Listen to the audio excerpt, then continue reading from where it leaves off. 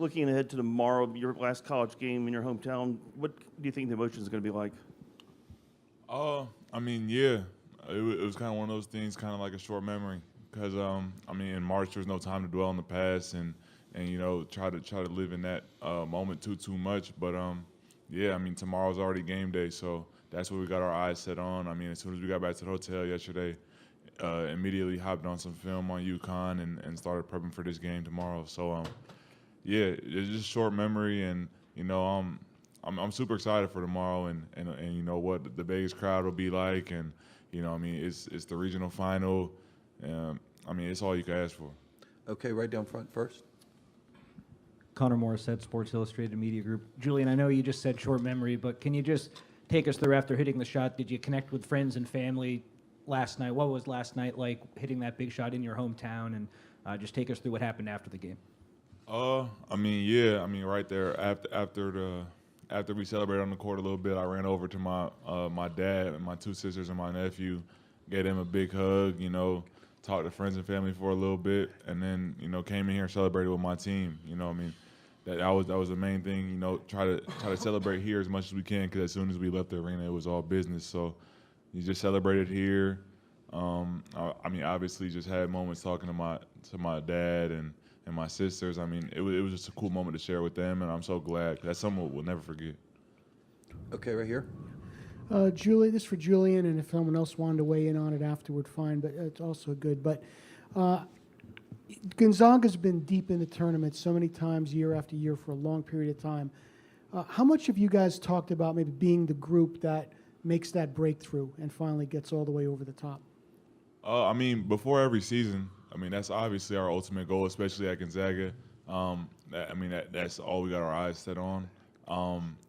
And yeah, we had some rough patches this year that, you know, may have brought some dark times and a little bit of negative energy. But at the same time, we did an amazing job of just bouncing back and fighting through adversity. And I think that we've hung our hats on that, our ability to fight through adversity and you know, just having resilience throughout the season. So, I mean, in March Madness, that's a great quality and great trait to have. And I mean, it's already showed up twice in our run so far, and you know, hopefully we can continue this run and you know, be the first team to cut down the nets. Okay, let's go back here in the back. John Fanta from Fox Sports. Going to attempt to get Rasir, Nolan, or Anton involved with this question. You know, I hear Drew say his relationship with Coach Few. I'm curious of two things from any of you guys, if something pops in your head. Number one, your first memorable encounter with Coach Few that kind of tells a story about who he is and what he's like. And then two, how would you describe what makes him a great coach? Yeah, I would just say I've been here since I was a freshman, so he's gonna let you hear it if you mess up. You know, he might give you a little nickname. He gave me a couple nicknames, Drew a couple nicknames, and kind of gotta laugh it off. But he's a good mentor, and he gives us the right advice. And you know, you gotta respect him.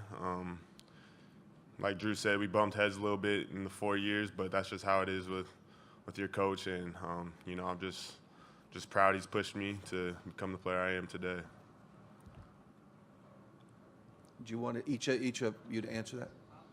Oh, a follow-up? Okay, real quick. Yes. Okay, of the nicknames, I guess, can anyone share one or two?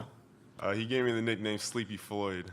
I don't know why, but I guess sometimes I'll wake up, go to practice, and my hair will be to the side or something, and, you know, he gave me that nickname.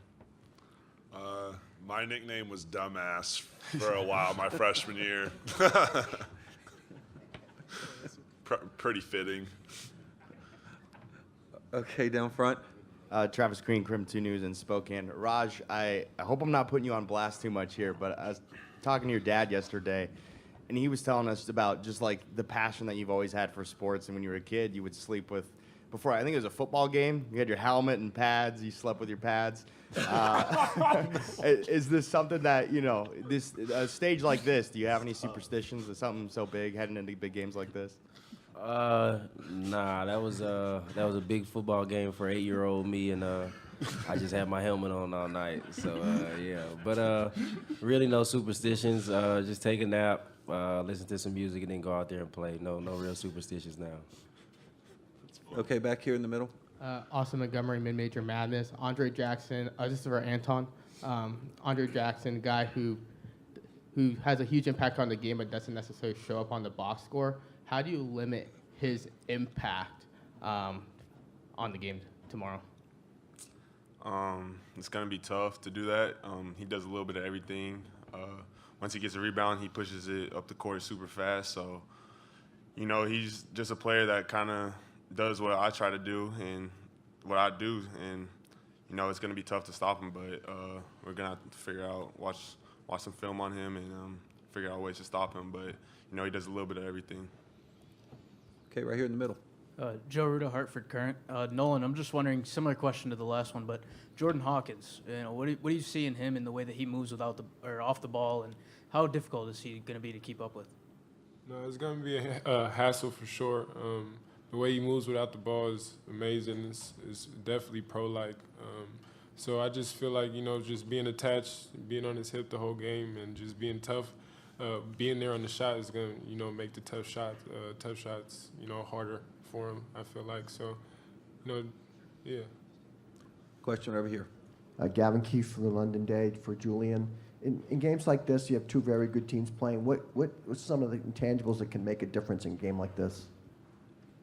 I had a similar conversation earlier today. I mean, it's one of those things where you could worry about all the X and O's and remembering all their sets or them remembering ours, but at the end of the day, you just got to roll out the ball and play. I mean, it's gonna come down to who gets the big offensive rebound, who forces a turnover, and who really wants it more. I mean, that's really what it comes down to in March when you got two heavyweight teams going at it and fighting to get to the Final Four. I mean, this is what it's all about. And it's really going to come down to those type of plays, offensive rebounds and things like that.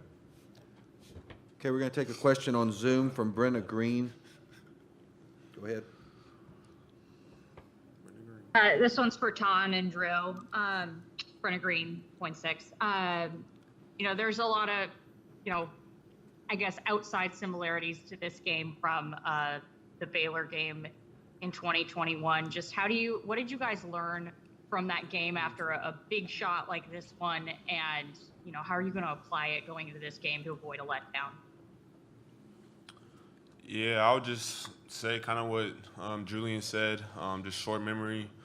We celebrated in the locker room, and once we left the locker room, got back to the hotel, we got straight to film, started locking in on UConn, and I think we just changed our approach and our mindset. So hopefully we'll be a little bit more prepared for the game tomorrow and, ready for that. Any other questions for the student athletes? Guys, thank you, and good luck to you tomorrow. Thank you.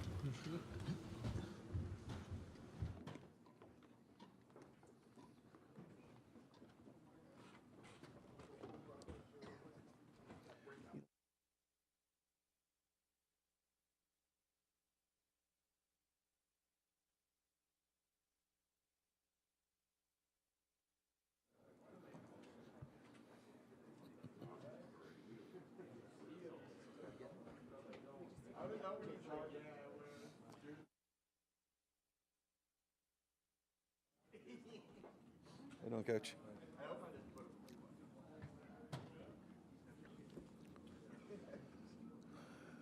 Okay, we're joined in the interview room now by Gonzaga head coach Mark Few. Coach, want to make an opening statement about preparations for tomorrow?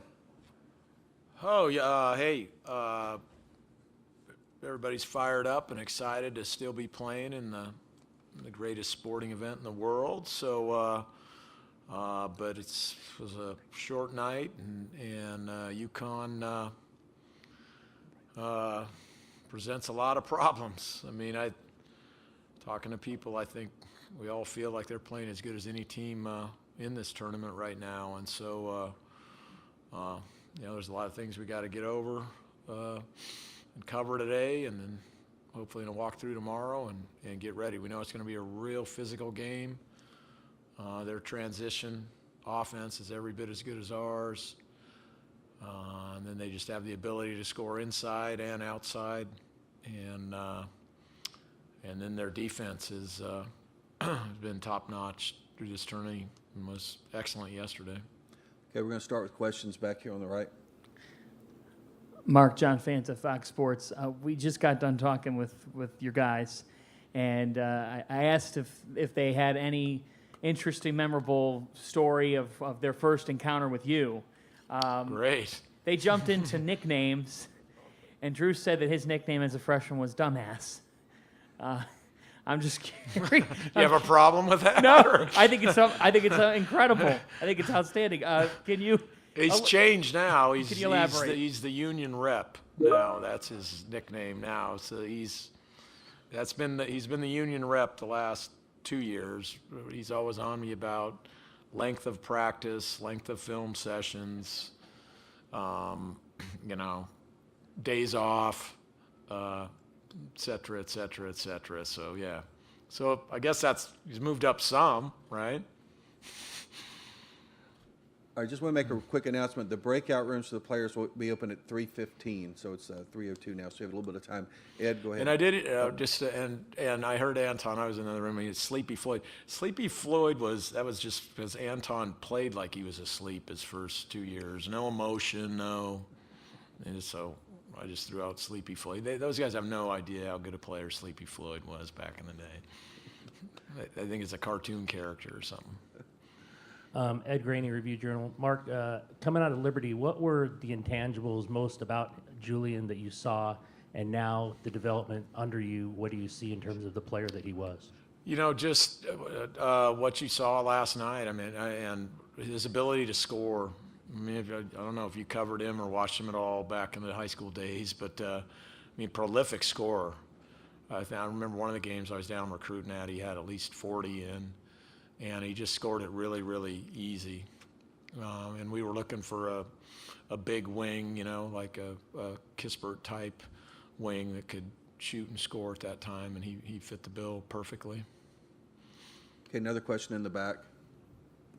Jim Allen, Spokesman Review, Spokane. Coach, I know it's been 24 years, but can you talk about what that that Elite Eight appearance against UConn meant to the program and to you personally? Oh, it was it was 24, 25 years ago. It was just obviously just a magical whirlwind run. The school had never even won a game in the NCAA tournament, let alone 3 of them. And so it was just such a magical ride. We'd never done press conferences. We'd never had police escorts. We'd never had anything. We've very rarely even been on national television, but maybe once or twice on ESPN or something. So, it's arguably, not arguably, it is the start of the entire run.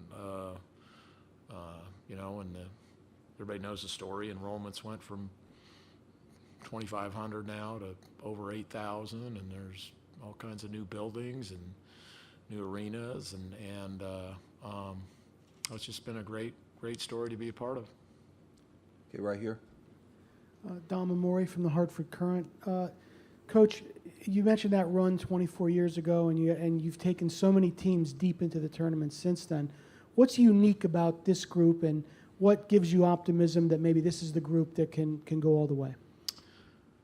I never would have thought that if you would have checked with me in November and early December, but I think that's probably their resiliency and their ability to just figure out how to win. We've been in some pretty dire situations this year and just done a great job of sticking with it and just finding a way, and it's been different, each and every night. But kind of that ability right there, it's not maybe what some of our great teams have done in the past. We've had #1 ranked defenses and great size and just unbelievable skill and speed, on the offensive end when you think back to that 21 team. But these guys just have this kind of winning DNA and just figure out what it takes to win. Even sometimes when the analytics don't really back it up at the end of the game. So. Okay, back here in the center. Austin Montgomery Mid-Major Madness. Coach, back in November, you guys played a stretch where you had to play three of the best bigs in the country, Shibwe, Edie, Nunji. They each gave you guys trouble in their own way. Sonogo for UConn is part of that elite caliber. What can you do defensively to stop them, whether it's limiting post touches, pressuring guards, denying them? What's your strategy to kind of stop them? All of the above, right? I mean, there's kind of no secret. You gotta do whatever you can. You gotta play to your strengths. Obviously, he's a load down there and a physical presence. They do a great job of getting him the ball from different areas and different spots, and whether a lot of the feeds are from the middle of the floor, and they're mixed up with wing touches, and they run actions before he rolls down in there. But yeah, and then on top of that, he's just a big-time offensive rebounder. So he's one of the big issues that we got to get solved here. Okay, down front. Dave Bowling, Spokesman Review. We always ask players what they learned from their coaches. What, as a coach, have you learned from Drew? Anything, you know? No, I've just learned that, and just I've always came to respect just how he always comes to practice in a great mood, and kind of raises the level of everybody. You know, his is usually with humor.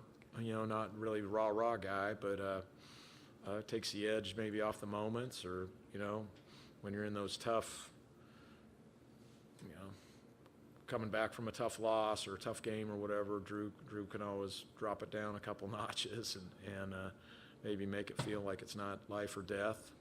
He's got a great gift with that. And then I think because he's like that, I think people grossly underestimate just the ferocious competitor that he is. I mean, he's just, again, I think I've been doing this at least as an assistant or head coach 35 years, and I mean, I just think he's one of the all-time greats in the modern era in college basketball. I don't think enough people are saying that. I mean, the wins he's been a part of, the scoring and what he's been able to do, and we took off a whole tournament in 2020 when we were the #1 seed, and Spokane was hosting the first and second round. So I really liked our chances that he would have even more games into this thing, and who knows, he might even have a national championship that year. So he just delivers. He delivers, and you know, games we need him and nobody hears about maybe during our league time where we're really struggling, and then he delivers night in and night out in the biggest moments on the biggest stage in the NCAA tournament. Okay, back here in the back. Mark, John Fanta, Fox Sports, kind of sticking with that because we hear all these stories about the competitor, the personality. Take us back to Richardson, Texas, Pierce High School, his roots. What made you fall in love with him back then? Watching him on the AAU circuit, he was on a very competitive AAU team, and played with some just phenomenal athletes coming out of Texas, and yet here was this, wasn't maybe as athletically gifted guy, but he had this confidence and this brashness about him. He would take the ball off the defensive boards and lead the break and go behind his back and make a great pass that you'd see a point guard make to somebody, or he'd do what he was doing last night, kind of go coast to coast and inside out a guy and lay it in. And I mean, he showed all those skills that we like kind of our bigs to have, but he always had this, swag about him. Really, it's swag, and that swag, even his freshman year, became contagious within our team. And I think with a team like this one we have this year, I mean, what that does is it maybe instills a belief in some of the other players that they don't necessarily have deep in their core that he has. I mean, he thinks he's going to win every time he walks out there. Okay, right here in the front. Theo Lawson with the Spokesman Review. What do you make of UConn's backcourt, especially Jordan Hawkins, 24 points? Does he compare to anyone you've seen through kind of your tough non-conference schedule? I mean, just the way. I mean, I think he's the best probably jump shooter in college basketball, especially what he's able to do with off-ball screens and pin downs and flares and actions like that. And he's able to he's got that gift. Adam Morrison had that for us back in the day, hitting closely guarded shots. You can be there in his space and have a hand up, and he's still able to hit those. And they run some really, really good actions for him. They screen for him very well, and you know, he's so dangerous. He's had, I think, multiple 20-point halves, and so he's definitely at the top of our list. Yeah, right here in front. Oh, no, right here, and then we'll get back there. Joe Ruda, Hartford Current. Coach, just curious, do you have a relationship with Dan Hurley at all? And if not, what have you heard about him? I haven't spent much time with Dan. We were recruiting down at, I believe it was at Montverde or one of those prep schools in Florida, and got to spend a little bit of time with him and enjoyed talking shop with him back in the day, but that's about it. Okay, back here. Yeah, Coach Kevin Sweeney from Sports Illustrated. I know you talked a lot about Drew, but I'm curious, like you said, you saw the swag in high school and even early at Gonzaga, but like how do you evaluate that a kid will be that competitive, that tough, that will raise the level in practice? Like how do you see that when you're trying to find a kid? I mean, I don't know if he necessarily knew that, but I mean, the skill package was there, the confidence was there. You could see how he competed in those games, that he wasn't afraid. And, you know, you get multiple looks at a guy, you get to know him, and you know, you could tell he loved to compete, and he enjoyed that, and had a lot of self-confidence. So that always works in our program. Okay, Adam. Adam Hill, Las Vegas Review-Journal. I'm sure you've seen Drew defended a million different ways, and you talked about what Sonogo brings offensively. What kind of challenges does he present maybe on the defensive end of the floor? I mean, again, he's a big body, and he's you know, he is a good rim protector, and he moves his feet really, really well for someone his size. So I think probably those three attributes are what make him a good.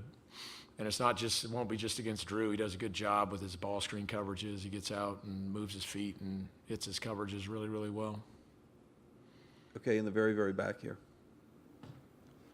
Hi, Mark Wayne Norman, UConn Sports Network. What team on your schedule most resembles what UConn provides as far as the offensive strength, the perimeter threats, and also the defense? Yeah, somebody asked me that earlier. I mean, you know, the closest thing probably was maybe Purdue, just because Purdue had Edey inside. The guards could really, really shoot. The forwards were tough. The defense was tough and physical, and you know, didn't miss a lot of assignments. And that was probably the one that stood out the most. You know, obviously the pace that Alabama played with when we played would be probably most similar with how they go up and down. Okay, we're going to go back here in the back. Hey, Scott Miller, New York Times. Mark, with Malachi Smith, when you saw last spring that he was in the transfer portal, did your eyes light up? What kind of reaction did you have? And then, secondly, when he came to you, building the relationship with a new guy like that, especially a guy that's willing to come off the bench after being a Southern Conference Player of the Year, what was that like? I usually let the staff kind of sift through all the portal stuff before I get too fired up. And so I think they brought it to me, and then I, you know, watched some film on him, and obviously once we started watching film, liked more and more what we saw. But to be honest with you, what really swung me was when we met him and talked to him, and then met him in person and met his mom's got an incredibly impressive story. And I mean, I think he was up here at some point. I mean, he's a very energetic, charismatic guy who's a big-time team guy, and our team really needs that energy. We got some pretty stoic, low emotion guys, and so we needed Malachi just for that spirit that he has. He's got a real positive spirit about him. walks around. I mean, he's constantly a smile on his face, and he's definitely an uplifter. And we needed that. And the other thing he has, he's got that confidence also. He's not afraid of the moment. I think that's born out of his experiences at Chattanooga, where he was the man and needed to score and could even process missing. And so he might have a particularly kind of average half in the first half, but I have a lot of confidence in him that he'll hit a big shot in the second half. You know, he doesn't dwell on it. Just a quick announcement, the breakout rooms are now open. They'll be open until 3:30. Question over here on the side. Hey, Mark. Brendan Quinn with The Athletic. Andre Jackson's obviously, a hyper unique player. Mhm. When you're going through the scout and you're kind of watching how Danny uses him in so many different ways and actions and all this stuff, this kind of coach watching coach, what jumps out to you about how Danny kind of utilizes a guy? I mean, just how active and how impactful he is. He's incredibly impactful on both ends of the floor, and he's really impactful in transition. He's scary when he's up on top of their three-quarter court press or even on top of their zone. And he's also, he's a very dangerous cutter, which I think is kind of a lost art, and he just seems to have his hand in a lot of different things for them. So you can tell just how important he is to them. And obviously defensively, you can tell that if they have somebody they want to shut down, they put him on him. Anything else for Coach?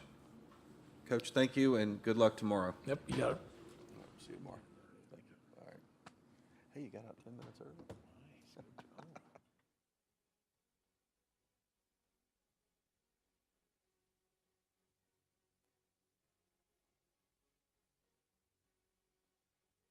Sorry. UConn will be due in here at 3:40.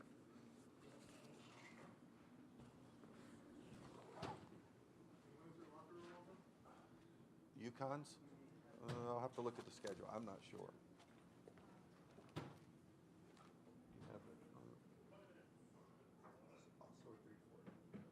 What's that? Locker room will open at 3:40.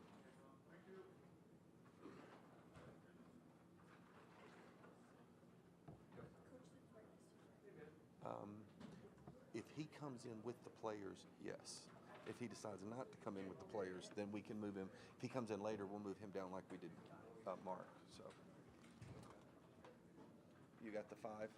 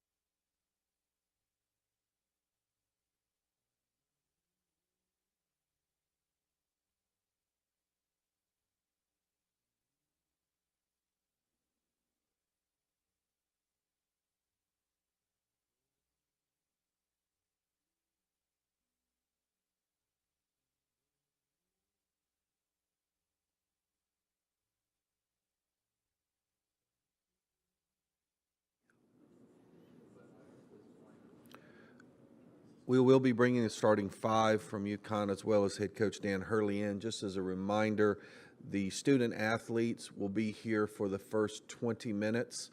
At that time, the breakout rooms will open at 4:05 and be open to 4:20.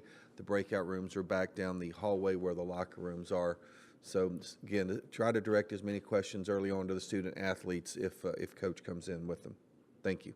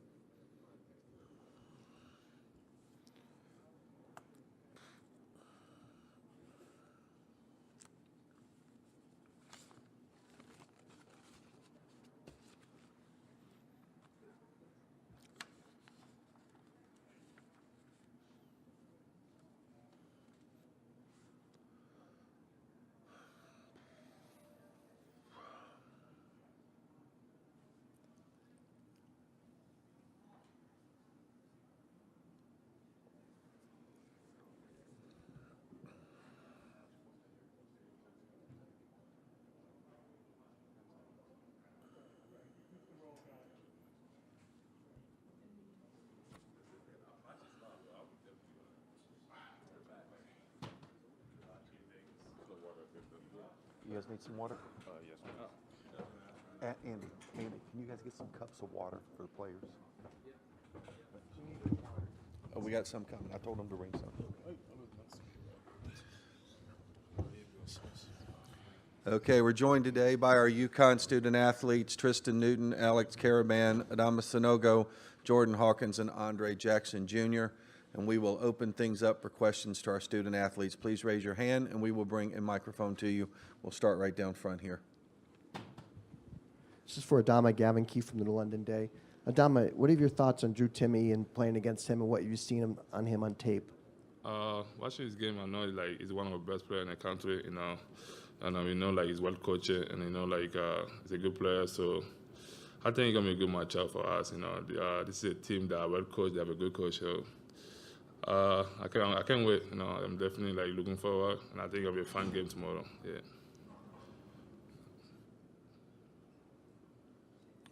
John back here.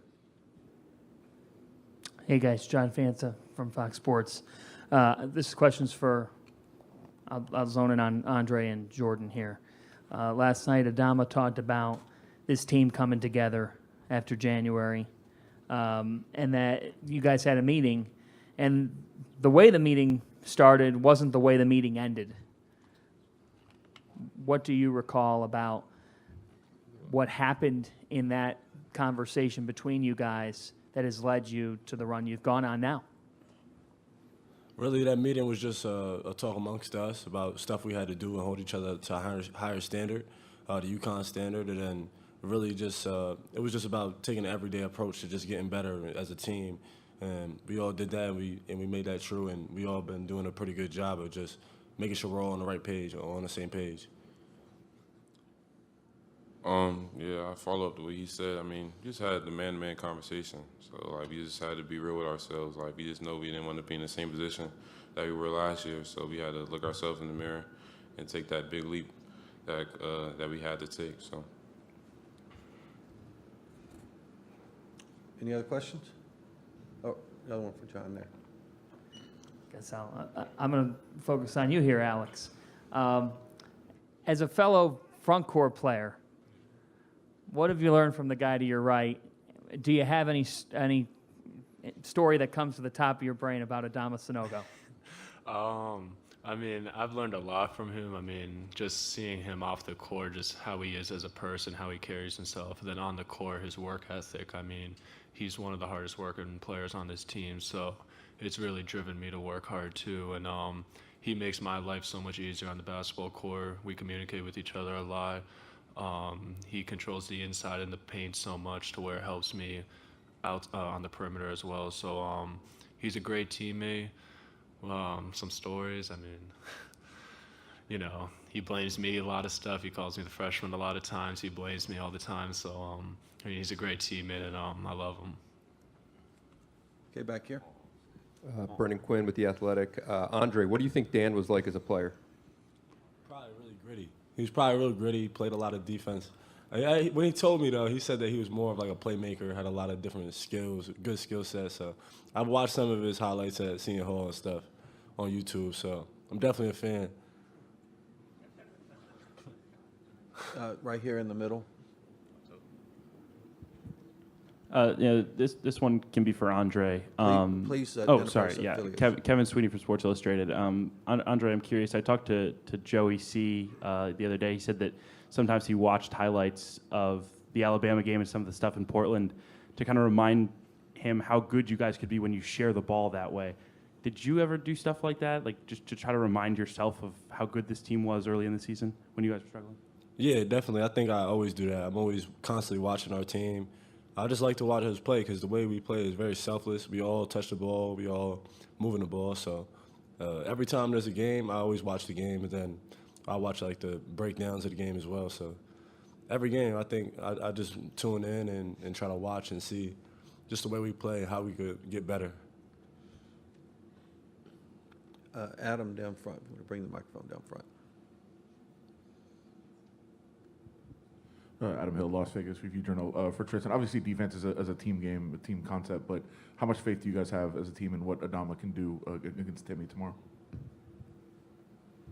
I feel like he'll do a great job. He's been doing a great job all year against whoever he's played, so we have great faith that he can guard whoever we put him on. So, yeah, that's pretty much it. Anything else? Okay, we have John back here again.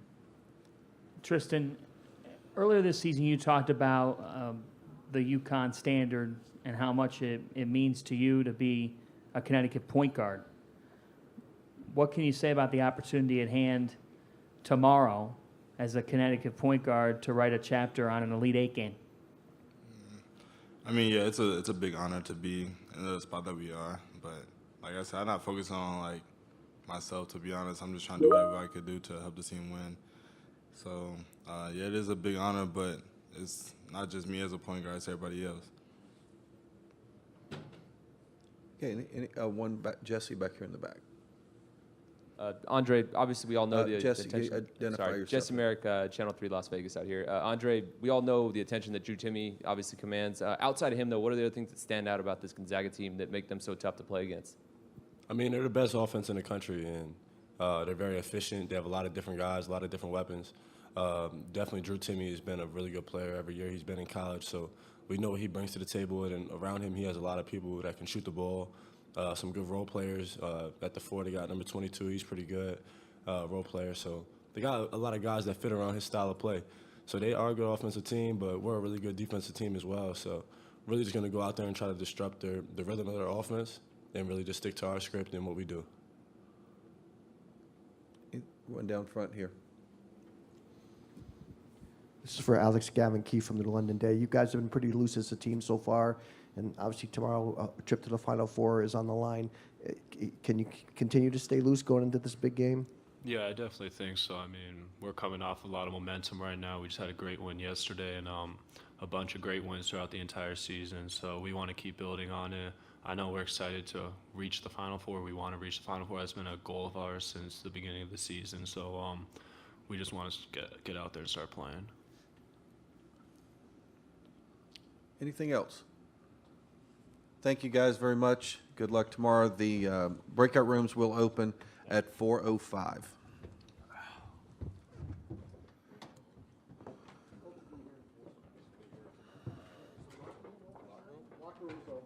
Is the locker room the same thing as the breakout room? No.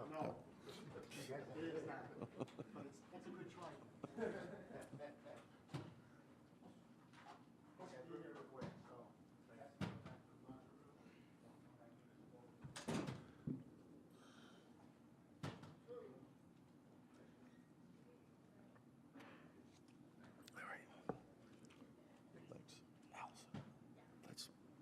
Okay, we're good. That was fast. They got him out in a hurry. Okay, we're good.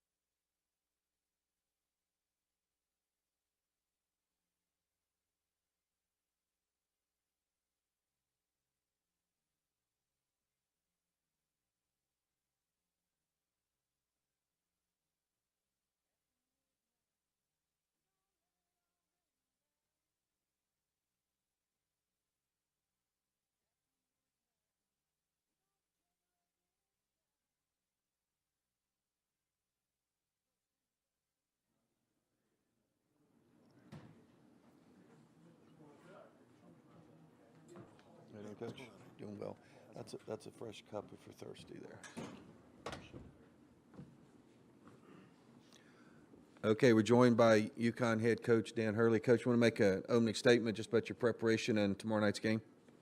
Yeah, obviously, really excited for the opportunity to play a game and go to the Final Four versus I think it becomes obviously even more exciting because of the quality of the opponent.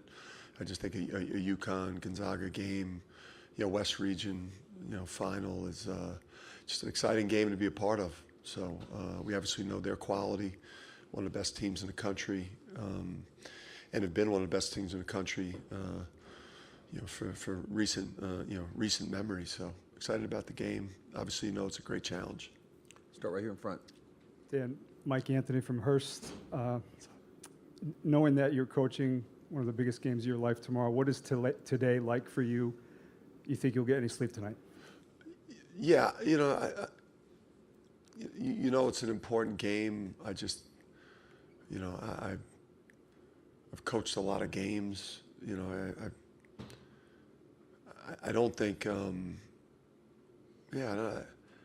unless somebody's got like an injury, or again, if somebody drops on me that Adama's not going to be eating, otherwise, you put the preparation in. You know your identity as a team.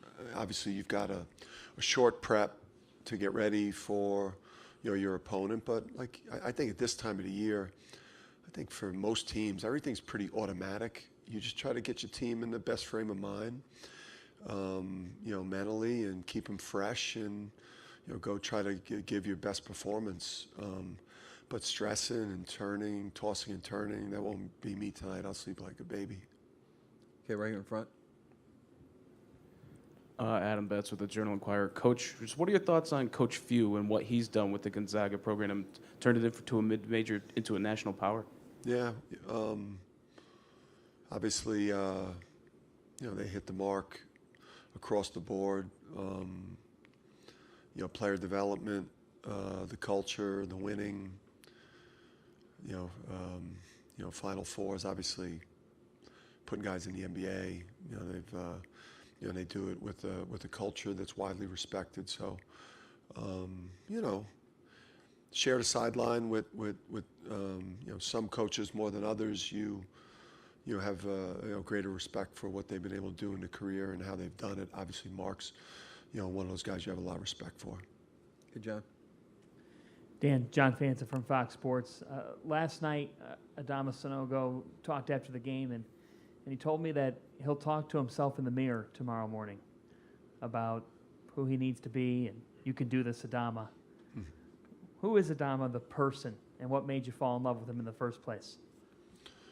Yeah, Adama the person is just that rare, rare individual in terms of the intangible qualities. Obviously, he's got tremendous physical strength and touch and athletic abilities, but he's got a tremendous makeup. His work ethic off the charts. His competitive will off the charts. He's got tremendous working character, and just the guy's a warrior, and and he's a guy that values winning more than anything else. Okay, Ed.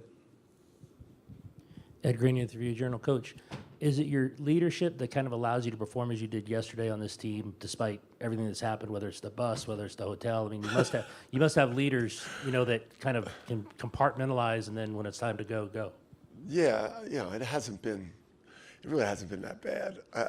And Luke said that his phone went off. There was a story about the bus being vandalized. It hasn't been that bad. We've had some minor inconveniences that we're not even thinking about because we're so joyful about being in Vegas and playing, having an opportunity to go to the Final Four. So, but we have a mature team in terms of Adama and Andre's leadership, and and they're battle tested because of the Big East, man. When you play in the Big East, and especially the top of our league was as good as any, or I think is the best of any league in the country this year. So the Big East toughens you up when you have some minor inconveniences. Okay, Adam. Adam Hill, Las Vegas Review-Journal. You just mentioned Adama and what he's meant to the team. What do you expect from him, I guess, specifically defensively against Timmy? And is that the kind of challenge you expect him to embrace? Yeah, it's, I mean, with Drew Timmy, you're talking about, you know, one of the best big guys, you know, to ever play college basketball. So it's obviously a tremendous challenge, you know, for him and Donovan and for our entire team. You can't, you know, you've got to have help, and you've got to see some bodies. You can't just leave him, you know, one-on-one. He's got to see some crowds, even though that's not really what we do. But yeah, I mean, he knows the challenge. The team knows the challenge. You know, Drew Timmy is one of the best bigs to play college basketball. Okay, in the back corner. Hi, Dan. Wayne Norman, UConn Sports Network. It's well documented that your bench has really been productive during this current run. But one guy I'd like you to talk about is Naheem Aline. His points are up, his production is up, he's been scoring for you. He's 8 of his last 15 three-pointers. What he means to your team and the production off the bench. Yeah, when we're extremely formidable, the bench has played a big part in that. You know, obviously, you know, going into the season or at the end of last season, understanding that we needed to improve our perimeter attack and bring in veterans to supplement that core of Jordan, Andre, and Adama, and Donovan and Alex, that core. Yeah, but Naheem has got NCAA experience. He's been successful in the tournament. That was a big, you know, big reason why we were attracted to him, because of how well he played in that first-round game against Florida when he played at Virginia Tech. You know, because we knew we needed, you know, have players that had the mental makeup to step up in stressful situations. Right down front. Dave Borges, Hearst, Connecticut Media. Dan, with Adama and Timmy and Donovan as well, 3 of the better big men really in the country tomorrow. Do you think it's been a good thing to see the rise, the return of the big man in college? I mean, the Big East certainly, but all around the country. It's been a good development for just to see so many good centers this year. Yeah, I think so. I think it makes the game more interesting in terms of, you know, the tactics. You can watch an NBA game, and literally never see anything besides like a million threes and then dunks, right? And you know, the kind of the back to the basket, throwing the ball in the post. You know, I just think there's you know, college basketball, it's a lot more diversified, and obviously these big back to the basket type of centers that can do damage in the paint. You know, the NBA is not, you know, not necessarily calling for them, right? They want guys that can make threes and play in space. So, you know, it's certainly it's to the benefit of the college game, because you get so many outstanding players that now are staying in college. Okay, back here. John Titel from Hoops HD. You're not the only UConn basketball team playing this weekend. How close are the men's and women's teams, and can you even comprehend the idea of a coach who's been to 22 Final Fours? That's how many, Gino? Somebody, was it 30 straight Sweet 16 or 29 straight? Yeah, who's just stopped counting in the high 20s, right? No, I mean, you can't fathom that. No. And then, and it's really close. I think just the players between both programs and the coaching staffs are very closely connected and very supportive, and we share a practice facility, and I think we're each other's biggest fans, and you know, I think it's a really cool thing that this March we're holding up our end of it. Okay, in front. Dan, Gavin Keefe from the London Day. What kind of challenges does Gonzaga present for your defense? Obviously, one of the highest scoring teams, with the highest scoring in the nation. Yeah, #1 offense in the country, and it's you know, it's a tremendous challenge, because they stress first of all, the pace that they come at you with, in terms of how quickly they get the ball reversed from side to side, how quickly they get the ball down the court on makes, misses. Your ball screen defense is stressed. Your low post defense is stressed. You know, they've got all types of shooting on the perimeter. You know, versatility. You know, they got great depth at guard. So, you know, our defense will face its greatest challenge, and they play in a similar way to Xavier, which I don't know how good a news that is for us because we didn't, we had trouble guarding them, but we did. They play a very, very similar offensive style to something that we were able to see twice during the course of the year in terms of their spacing and how they attack you. Over here. Sam Gordon, Las Vegas Review-Journal. Dan, for you, what is the most fulfilling component or part of being a basketball coach? Yeah, I mean, easy, just the relationships. Just everyone that you're on the mission with, the players, the coaching staff, getting to know Andre Jackson, and his family, his mom Trish, and his brother Marcus as like a 15, 16-year-old. Convincing him to believe in you, that you're the person to help him holistically develop into a great man and a great player, and let's go and chase a Final Four together. And then when it comes to fruition, and all that time you've spent together, like we spend 11 months a year together. Every day that these guys are on campus, our program runs summer 1, summer 2. They're not optional programs. Like every day that these guys are on campus, we are on and we are together every day. So, you truly are, your family. I mean, and to do this together is special. Not just the great moments, but having to pick each other up after great failures. I mean, just doing it all together, the roller coaster ride, man. It's like, it's a bond that you have with other people that most people don't get to experience. Right over here. Dom Amori, Hartford Courant. Dan, when you look at the teams that are still playing, obviously 3 from the Big East, America and Mountain West, et cetera, only a couple of Power 5 schools. What does that say to you about college basketball and, maybe the teams that would seem to have the most resources don't necessarily have an advantage over schools and conferences that prioritize basketball? Yeah. Well, obviously NIL has affected where the talent formerly was attracted to big brand programs, right? Like I don't want to name them, but the biggest brands with the most national championships and the most NBA players, that was kind of that was the huge advantage that you don't really have in recruiting anymore with NIL, with the transfer portal. Obviously, the extra year COVID players, the inventory of players that are available for programs across the board to strengthen their team, like that extra year, the inventory is greater. So that levels the playing field as well. But yeah, I just think it's the convergence of those things. I do not think that it's going to change. I think this is probably just the new normal, and you can't rest on your laurels as a university or as a basketball program because you have a rich history or tradition. That this game has changed. Anything else for Coach? Coach, thank you very much. Good luck tomorrow night. Yes, thank you guys. See you.